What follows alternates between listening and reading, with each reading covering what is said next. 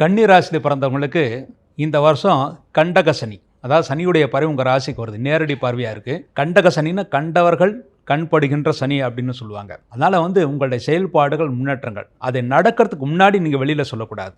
நடக்கிறதுக்கு முன்னாடி வெளியே சொன்னால் அது நடைபெறாமல் போயிடும். இந்த வருஷம் தொழிலில் மாற்றம் ஏற்படும். அதாவது பல வருஷமாக மாற்றத்தை எதிர்பார்த்தவர்களுக்கு இந்த வருஷம் கண்டிப்பாக மாற்றங்கள் ஏற்படும். அந்த மாற்றங்கள் ஜூன் மாதத்துக்கு பிறகு நடக்கும் அப்படின்னு எதிர்பார்க்கலாம். இன்னொன்று, லாபஸ்தானத்திலேருந்து ஜூன் மாதத்தில் குரு பகவான் வர்றாரு. அதனால் மனைவியால் உங்கள் லாபம் அந்த டைமில் கிடைக்கும். தொழில்துறையில் நல்ல லாபம் அந்த டைமில் ஜூன் 1ஆம் தேதிக்கு பிறகு கிடைக்கும்.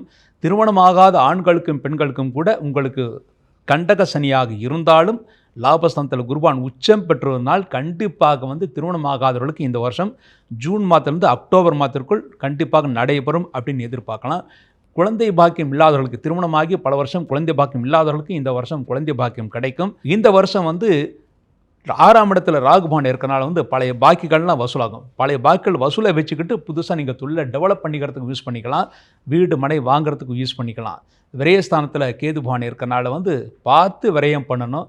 அதே சமயத்தில் சரியான நேரத்தில் தூங்கணும். அதுதான் உங்கள் ஆரோக்கியத்துக்கு நல்லது.